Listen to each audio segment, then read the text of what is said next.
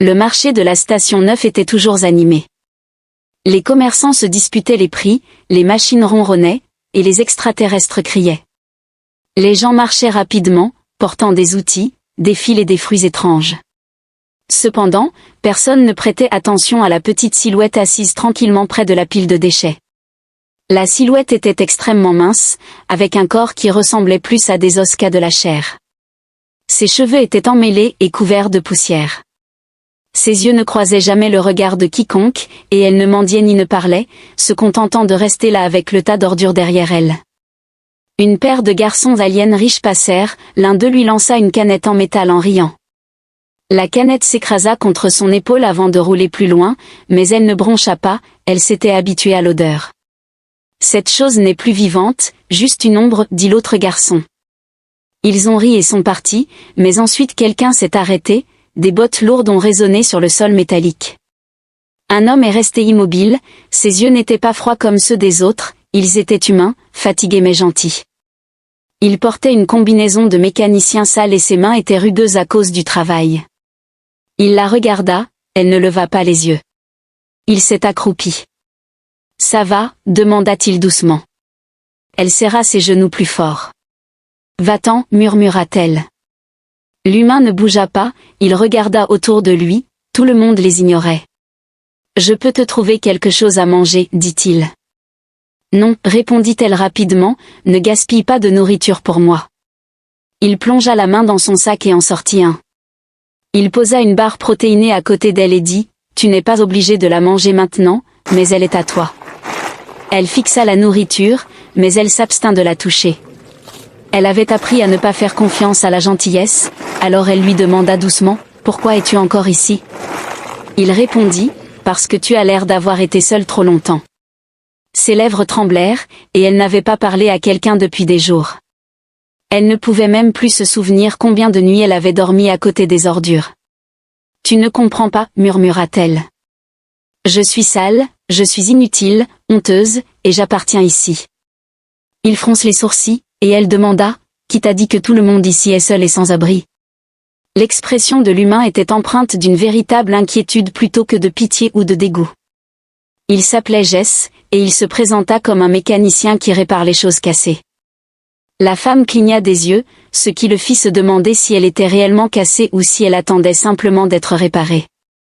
Elle était à court de mots, car personne ne lui avait jamais dit quelque chose de semblable auparavant. Elle voulait le croire, mais le poids de son cœur l'en empêchait. Soudain, un groupe de gardes extraterrestres descendit l'allée, et l'un d'eux la remarqua. « Et, elle est toujours là. Ne lui avons-nous pas dit de rester loin de la plateforme ?» Alors que les gardes s'approchaient, elle se leva d'un bond, prête à fuir, mais ses jambes tremblaient. Jay se plaça devant elle et murmura, « Elle est avec moi. » Le garde fronça les sourcils, « C'est une vagabonde, elle n'a pas de pièce d'identité, pas de nom, c'est une déchet, aucun déchet. » Jaïs répondit calmement, « Je prendrai la responsabilité. » Les gardes échangèrent des regards avant de grogner, « D'accord, c'est ton problème maintenant. » Quand ils s'en allèrent, la fille leva les yeux vers lui, l'esprit troublé. « Pourquoi as-tu fait ça ? Pourquoi as-tu fait ça ? demanda-t-elle. Quelqu'un devait le faire, haussa-il les épaules. Elle secoua la tête et dit, « Tu le regretteras. » Avec un sourire doux, il offrit une possibilité d'espoir, mais ce n'était pas ce jour-là. Après beaucoup d'hésitation, elle finit par se pencher et mordit dans la barre protéinée, les yeux embués de larmes. « Tu es la première personne qui m'a donné de la nourriture sans rien demander, » murmura-t-elle. « Tu ne me dois rien. » Sa voix se brisa en la regardant dans les yeux, et elle murmura, « Tu ne me dois rien. » Maintenant, il se leva et tendit la main, « Tu es quelqu'un qui mérite mieux qu'un tas d'ordures. » La fille fixa sa main, ses propres mains sales et tremblantes, mais après une longue pause, elle la prit.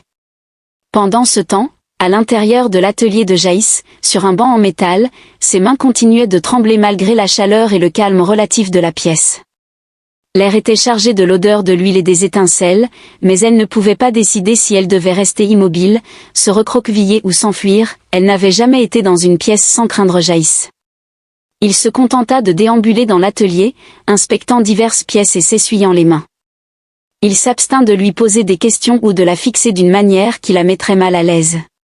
Lorsqu'il passa près d'elle, elle se tendit, et il remarqua que son corps se tendait. « Tu es en sécurité ici, murmura-t-il doucement, sa voix à peine audible, ne me touche pas. » Jaïs s'arrêta, sa distance montrant clairement qu'il n'avait aucune intention de faire quoi que ce soit. « Je ne t'ai pas amené ici pour ça. Tu avais l'air d'avoir oublié ce que c'était que la gentillesse, dit Jess calmement en s'agenouillant, son expression demeurant inchangée. Même si tu le fais, je ne me battrai pas. Je suis habituée. Elle baissa à nouveau les yeux, murmurant, « Tu penses que je t'ai amené ici pour te blesser. N'est-ce pas ce que font les humains ?» Il cligna des yeux et se baissa pour parler à hauteur de ses yeux, point. « Ce n'est pas un tour, dit-elle, la voix tremblante, je ne vaux rien. » Jess soupira, « Tu vaux cette couverture. Tu vaux plus que tu ne le penses. » Elle ne le prit pas, mais quand il le posa à côté d'elle et s'éloigna, ses doigts s'enroulèrent autour du bord et elle le tira doucement contre sa poitrine, comme si c'était un crime. Sa poitrine se serra, et elle avait cessé de croire en la gentillesse depuis longtemps. Il se leva et marcha lentement en arrière, récupérant un chiffon propre. Préparer du thé en utilisant uniquement de l'eau chaude et des herbes, il lui donna ensuite une tasse en métal, qui était à la fois chaude et bouillante, qu'elle toucha de ses deux mains tout en regardant la brume se rassembler, se demandant « Pourquoi m'aides-tu » Il s'appuya sur le plan de travail et finit par dire « Pourquoi quelqu'un m'a-t-il aidé un jour ?» Elle leva les yeux et dit « Quand je pensais que je n'étais rien, mais tu es humain, tu as de la valeur. » « Je n'ai pas de nom, murmura la fille en sirotant son thé. Jess inclina la tête, demandant si elle en voulait un. Elle avait l'air incertaine, mais il sourit et dit « C'est bon. » Pas de précipitation. Ses yeux s'écarquillèrent de choc alors qu'elle le fixait, sa voix portant une aura de mystère. « Tu es étrange, murmura-t-elle, sa voix portant une aura de mystère. « Pourquoi me traites-tu comme si je n'étais pas brisée » demanda-t-elle. Parce que je ne vois pas quelqu'un de brisé. Je vois quelqu'un de fort, qui tient encore debout, qui respire encore malgré tout. Il parla doucement, mais ne dit rien de plus, retournant à ses outils et continuant à travailler. Après quelques minutes à la laisser s'asseoir en silence, elle prononça enfin les mots qui l'avaient hanté si longtemps, « J'ai été vendue. » Sa main cessa de tourner la clé à molette, mais elle continua, « Vendue à nouveau. » Puis passée de main en main, ils m'ont dit que j'étais honteuse, que je ne valais rien d'autre que des ordures. Je les crois, murmura-t-elle, la voix tremblante. Je ne sais même pas de quelle planète je viens. Au lieu de parler, il écouta. Ne me touche pas, je vais me briser, déclara-t-elle. Tu as déjà survécu à pire que la plupart des êtres ne le feront jamais. Cela ne te rend pas sale, cela te rend puissant. Jess posa son outil et marcha lentement pour s'asseoir par terre en face d'elle, prenant soin de ne pas la toucher. Elle retint son souffle en le regardant, « Tu n'es pas ce qu'ils t'ont fait » ajouta-t-il.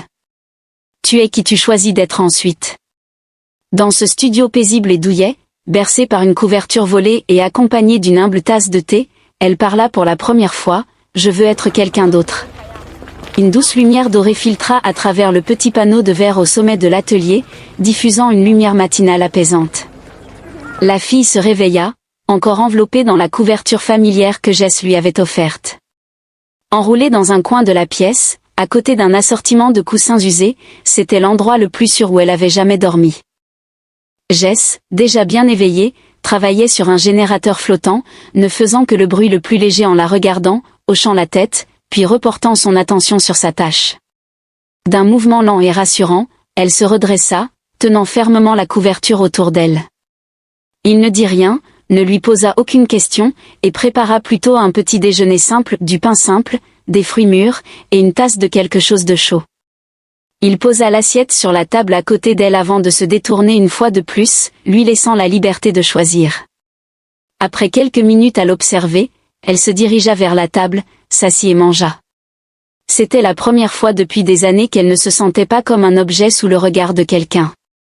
Après avoir fini de manger, elle regarda ses mains, rugueuses et fendillées par la terre et les ongles ébréchés. Ses bras portaient des cicatrices, et Jess prit enfin la parole. « Veux-tu nettoyer ?» En réponse, elle le regarda et demanda « Pourquoi tu ne veux pas ?» Je pensais que ça pourrait être agréable. Il l'a ensuite escortée à l'arrière, où il y avait un évier rempli d'eau tiède.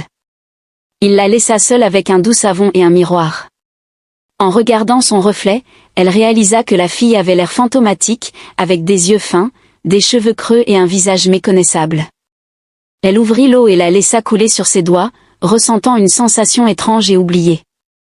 Avec beaucoup de soin, elle se lava le visage, les mains et les bras, et alors que la saleté disparaissait, de vieilles marques brûlures, ecchymoses, symboles marqués devenaient visibles.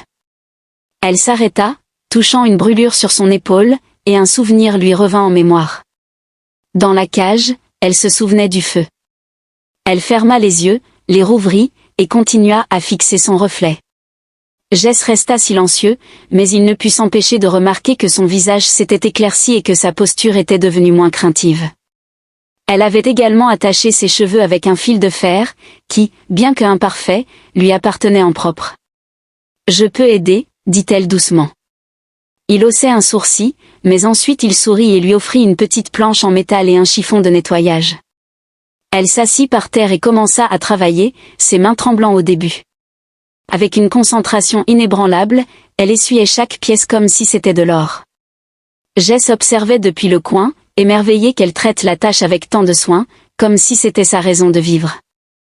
Les heures passèrent, et la boutique tomba dans un silence paisible. Après une longue période de silence, Jess finit par prendre la parole, demandant « Veux-tu un nom ?»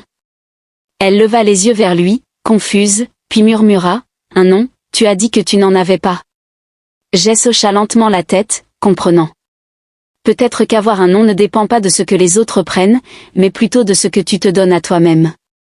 Elle le regarda à nouveau, et il continua « Tu n'as pas à choisir maintenant, mais quand tu seras prête, ton nom t'attendra. » Elle resta silencieuse, mais une lueur subtile illumina sa poitrine comme une bougie dans l'obscurité. Plus tard dans la nuit, alors qu'elle était assise près de l'établi de Jess, elle le regardait souder des fils. « Pourquoi me fais-tu confiance ?» demanda-t-elle. Jess fixait intensément son travail, mais elle resta proche. Alors que les étoiles apparaissaient cette nuit-là, la fille sans nom ne pleura pas pour s'endormir, au lieu de cela, elle murmura une seule phrase dans la couverture, suggérant qu'elle pourrait peut-être devenir quelqu'un. Les lumières de l'atelier s'éteignirent lorsque l'énergie solaire cessa de fonctionner. Les étoiles scintillaient dans le ciel sombre et le vent murmurait à travers les bouches d'aération cassées de la station. Dehors, la plupart des magasins étaient fermés, donc il n'y avait pas de bruit. Mais à l'intérieur de l'atelier de réparation de Jaïs, il y avait encore un battement de cœur silencieux. Allongée sur un matelas doux que Jess avait fabriqué avec des coussins de rechange, ce n'était pas un vrai lit, mais il était chaud et parfait pour elle. Malheureusement, elle ne pouvait pas dormir, même avec la couverture bien tirée autour d'elle. Au lieu de cela, elle fixait le plafond, son cœur battant dans sa poitrine comme s'il essayait de s'échapper. Ses doigts s'enfonçaient dans. Alors que sa respiration s'accélérait, elle ressentit une paix qui la terrifiait plus que toute douleur qu'elle avait jamais éprouvée. Jess, assis au fond de l'atelier, était aussi silencieux que d'habitude, travaillant sous une lampe. Il ne l'avait pas touchée de la journée, ne lui avait rien demandé, ni jugé, ce qui n'avait fait qu'aggraver les choses. Elle se redressa brusquement, les bras serrés autour de sa poitrine, et son corps tremblait.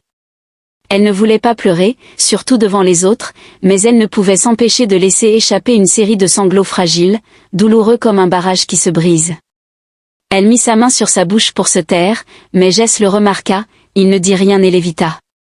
Au lieu de cela, il se dirigea vers l'établi, prit un chiffon propre et le posa doucement à côté d'elle.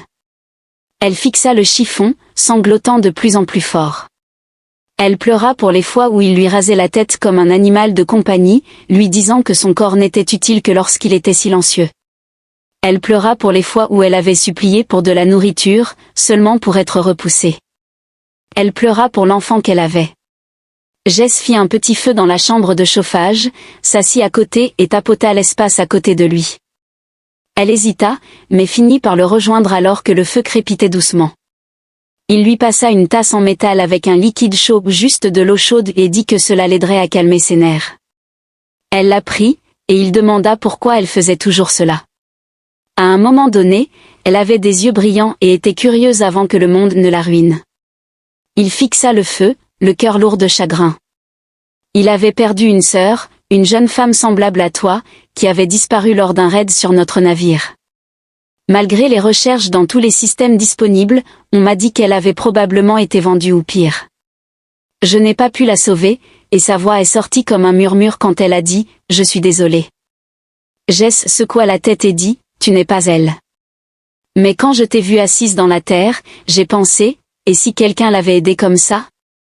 Peut-être qu'elle serait encore en vie. » La fille fixa le feu, ses mains se réchauffant autour de la tasse, et elle dit « Je pense que je comprends maintenant. » À quoi ressemble la sécurité ? Il se tourna vers elle et continua « Je pensais que c'était un endroit sans coup, un toit au-dessus de ta tête, mais ce n'est pas ça. C'est quelqu'un qui ne te regarde pas comme si tu étais brisé. » J'ai resta silencieux, hochant simplement la tête. Elle demanda alors délicatement « Pourrais-tu écouter quelque chose que je n'ai jamais partagé avec personne auparavant ? C'est juste pour ta considération. » L'un d'eux pensait que j'étais trop moche pour être vendue, alors ils m'ont utilisé comme sujet de test. L'expression de Jess resta inchangée, mais ses poings se serrèrent progressivement. Je me demandais si je pouvais me rétrécir, devenir plus sale et plus silencieuse, peut-être qu'ils oublieraient que j'existais. Pendant un moment, il ferma les yeux et respira profondément, disant fermement « Tu n'es pas oublié ». L'expression de Jess changea pour devenir surprise « Tu n'es pas ». Elle cligna rapidement des yeux et dit « Tu n'es pas inutile. Tu es là. Tu as survécu, et cela te rend plus forte que quiconque a jamais essayé de te briser. » Ils restèrent silencieux un moment, et quand le feu s'éteignit, elle posa sa tête sur ses bras repliés, non pas sur le sol ou dans les ordures, mais à côté de quelqu'un qui voyait sa souffrance et ne s'en allait pas. Cette nuit-là, elle s'endormit sans peur, et pour la première fois, ses rêves furent paisibles. Cela faisait 5 jours qu'elle était entrée dans le monde de Jaïs, et elle aidait maintenant dans l'atelier, nettoyant des outils et organisant de petites tâches. Alors qu'il travaillait sur les moteurs, elle lui offrait des clés à molette et d'autres outils, se déplaçant comme si elle était timide. Jess ne la pressait jamais et ne la forçait pas à parler plus qu'elle ne le voulait, mais chaque fois qu'elle faisait quelque chose de bien, comme nettoyer le métal jusqu'à ce qu'il brille, il disait silencieusement « bien joué » ou hochait la tête. Ce hochement de tête signifiait plus que 1000 éloges, mais la guérison n'était pas une ligne droite. Un après-midi, en nettoyant l'étagère du haut, elle s'est trop penchée en avant, le bord de sa chemise s'est levé juste assez pour que la vieille cicatrice sur son dos soit visible. Jess a levé les yeux en même temps, leurs regards se sont croisés, elle s'est figée, puis la panique l'a traversée comme un éclair. Elle a laissé tomber le chiffon et a reculé, attrapant l'ourlet de sa chemise et la tirant vers le bas. Je ne voulais pas, Jess s'est levée calmement et lentement. C'est bon. Non, ce n'est pas le cas, dit-elle, sa voix tremblante. Tu l'as vu. Je l'ai vu, dit-il doucement. Elle s'est tournée vers la porte comme si elle allait fuir. S'il te plaît, ne pars pas, murmura Jaïs, s'approchant sans être trop près. Tu n'as pas besoin de te cacher ici, continua-t-elle.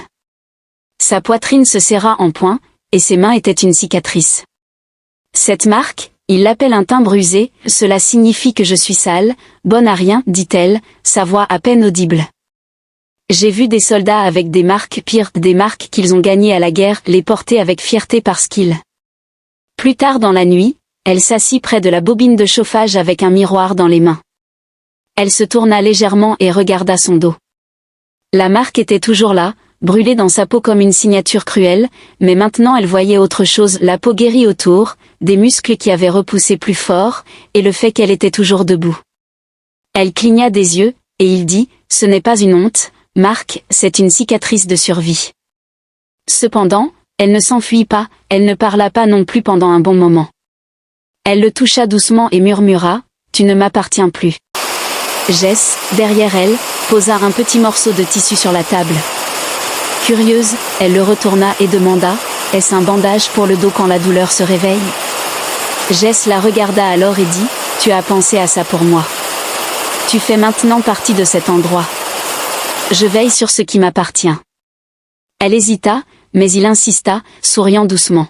« Tu es quelqu'un qui compte sous mon toit. » Ses mains tremblaient légèrement alors qu'elle prenait le châle, « Merci. » Il hocha la tête, « Tu n'auras plus jamais à montrer cette cicatrice si tu ne le souhaites pas. » Jess la regarda longuement avant de murmurer, « Peut-être qu'un jour je l'afficherai fièrement non pas à cause de ce qu'elle signifie, mais parce que j'en suis sortie. » La cicatrice était toujours visible, mais elle n'avait plus aucun pouvoir sur elle. Les nuits à la station 9 étaient généralement paisibles, mais celle-ci semblait différente. Debout sur le toit de l'atelier de Jess, avec une couverture drapée sur ses épaules et les yeux levés vers le ciel pour la première fois, elle se tenait plus droite ce soir-là. En cette occasion, elle ne baissait pas les yeux par embarras, au contraire, elle levait les yeux vers les étoiles.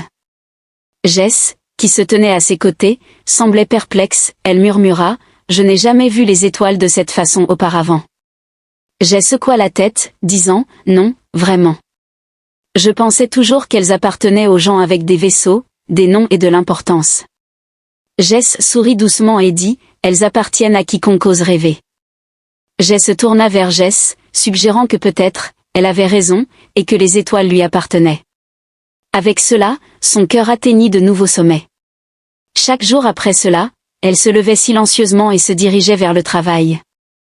Elle avait maîtrisé le nettoyage des filtres de moteur, l'organisation des pièces de rechange, et même le réassemblage de petits appareils. Ses mains, qui tremblaient de faim, bougeaient maintenant avec détermination. Elle ne survivait plus simplement, elle apprenait. Jess remarqua le changement, elle se tenait plus droite, et ses yeux s'illuminaient parfois lorsqu'elle réparait quelque chose correctement. Il ne grognait jamais, mais ses petits hochements de tête et sourires signifiaient tout pour elle. « Peux-tu le réparer ?» dit-il, posant une puce de communication défectueuse comme test un jour. Elle avait l'air nerveuse mais hocha la tête. Pendant les 2 heures suivantes, elle travailla en silence, la sueur coulait sur son front, ses mains tremblaient plus d'une fois mais elle continua. Quand elle la lui rendit enfin, il la branchait au scanner, la lumière devint verte, entièrement réparée. Elle resta stupéfaite. « J'ai réussi. » Jaïs esquissa un petit sourire et sa poitrine se gonfla de soulagement. Elle avait toujours eu des problèmes de confiance en elle, et personne n'avait jamais reconnu sa valeur. Mais cette nuit-là, avec l'aide de ses mains, elle avait créé quelque chose de beau, un ragoût chaud servi dans 2 tasses en étain vintage et elle avait l'impression de pouvoir enfin respirer plus facilement. Alors qu'il dînait, Jess leva sa tasse à sa meilleure apprentie, et elle rit doucement, le surprenant lui et elle-même. « Je suis ta seule apprentie, taquina TL, et il répondit, ça compte quand même. » Cette nuit-là, elle rit encore, ajoutant, et ça n'a pas fait mal. Ensuite, elle s'est assise seule sur une petite planche de schiste que Jess lui avait donnée. Au lieu de dessiner des images, elle essayait de prononcer des noms. Elle en effaçait beaucoup, mais un nom se distinguait pour elle, Lyra. Elle traça à nouveau le nom, et cette fois, il lui semblait sûr, comme un nom murmuré sous la lumière des étoiles. Alors que Jess passait, elle hésita, puis leva la planche, et il lut le mot. « Tu as choisi un nom ?» demanda-t-il doucement. Elle hocha la tête, et il répondit, « Lyra. »« Ça te va bien. »« J'ai toujours voulu être quelque chose de plus, » murmura-t-elle, « quelqu'un avec une histoire. »« Tu le es déjà, » corrigea Jay, « tu ne le savais juste pas encore. » Plus tard dans la nuit, Lyra se tenait à nouveau sur le toit, les étoiles l'accueillant comme de vieilles amies. Elle étendit les bras et murmura, « Un jour j'irai là-bas, je construirai mon propre vaisseau, je volerai entre les étoiles et je n'aurai pas peur. » Jaïs se tenait dans l'embrasure de la porte en bas, l'observant. Elle ne le voyait pas, mais il la voyait. À ce moment-là, il savait qu'elle ne se contentait pas de guérir, elle devenait. Près du comptoir, Lyra nettoyait une tablette de données quand soudain, une sonnerie aiguë retentit au-dessus du magasin. Ses mains se figèrent, et ses yeux se plissèrent, quelque chose semblait anormal. Jess leva les yeux de son établi et murmura, « Reste derrière moi. » Alors qu'il commençait à avancer, 2 figures imposantes portant de longs manteaux et des badges en métal sur la poitrine entrèrent. Des inspecteurs du commerce des anneaux extérieurs, mais le regard de Lyra était fixé sur le 3e. Au loin, il pouvait distinguer la silhouette d'un alien court et trapu avec des dents acérées et des yeux jaunes. Les genoux de la femme étaient faibles, et une cicatrice sur son dos pulsait comme si elle était vivante. « C'est elle, » grogna l'alien, « ma propriété perdue. Je suis venu la reprendre. » Jay se déplaça rapidement pour bloquer le chemin de Lyra, et il parla fermement, « Ce n'est pas ta propriété. Elle est marquée. » L'alien aboya alors à Lyra, indiquant que le tampon était légalement contraignant, et Jay avança pour affirmer sa propriété. « Non, dit Jay, Marc ne décide pas qui elle est, elle le fait. L'inspecteur jeta un coup d'œil à Lyra, qui parla d'une voix basse mais ferme. Est-ce vrai? Lyra demanda. Oui, il l'a fait. L'alien sourit, mais Lyra corrigea rapidement, en disant « Mais il ne me possède pas ». La pièce tomba dans le silence alors que le sourire de l'alien disparaissait. Tu oses rejeter ma revendication? Je l'ose. J'ai avança d'un pas, les épaules droites, et parla avec confiance. Je ne suis pas une chose, j'ai maintenant un nom. Mon nom est Lyra. Les yeux de Jess s'illuminèrent de fierté alors qu'elle parlait avec audace, et elle s'exprima avec assurance. L'inspecteur remarqua, tu oses rejeter ma revendication. J'ose. La fierté de Jess pour son nom la poussait à parler librement, et elle semblait s'adresser au manque de propriété de l'alien. Lyra regarda l'alien s'en aller en furie, son corps tremblant non pas de peur mais du poids de tout ce contre quoi elle venait de se battre. La porte se referma derrière eux. Elle s'effondra non pas par faiblesse mais par soulagement, des larmes coulant sur son visage, et les inspecteurs murmuraient entre eux avant de finalement dire « Si elle se déclare libre et que vous, les humains, lui offrez un abri, alors, selon la loi révisée, elle n'est plus une propriété commerciale. » L'alien cria en protestation, mais il était trop tard, elle appartenait à elle-même maintenant, dit l'inspecteur. Elle était pétrifiée parce qu'elle était enfin libre, mais Jess est arrivée juste à temps pour la rattraper. Alors qu'elle s'effondrait au sol, elle sanglotait dans sa poitrine, et il la serrait fermement dans ses bras inébranlables et forts. « Tu l'as fait, murmura-t-il, je pensais que j'allais craquer. Tu es restée forte, même si j'avais tellement peur. Quoi qu'il en soit, tu es restée debout. » Elle leva les yeux vers lui, son visage humide de larmes, et il la serra contre lui, comme si elle était importante, même quand personne d'autre ne s'en souciait. « Tu as toujours compté, lui dit Jess. Je l'ai juste vu avant toi. Je te tenais fermement, non pas parce que j'avais encore besoin d'être sauvée, mais parce que je... » Cette nuit-là, comme il le faisait toujours près du feu, Lyra était assise côte à côte avec Jess, ses mains réchauffant sa tasse. « Je n'ai jamais pensé que quelqu'un pourrait aimer quelque chose de brisé, murmura-t-elle. Jess la regarda et dit, « Tu n'es pas brisé, tu as été blessé. Il y a une différence. » Sur ce, Lyra s'assit et commença à pleurer. La fille des ordures n'était plus Lyra, non choisie, libre et dans les bras d'un humain qui voyait sa valeur. Elle croyait enfin qu'elle en valait la peine aussi, et elle fixa les flammes en disant « Je pense que je veux rester ici, en apprendre plus, peut-être construire des choses qui aident les autres comme tu m'as aidé. » Il hocha la tête, et elle rit. Le son avait changé, et maintenant il la regardait avec quelque chose de doux dans les yeux, non pas comme une fille perdue, non pas comme un fardeau, mais comme quelqu'un de précieux à l'extérieur. Les étoiles clignotaient doucement, elle avait autrefois pensé qu'elles étaient trop loin, mais maintenant elles semblaient à portée de main.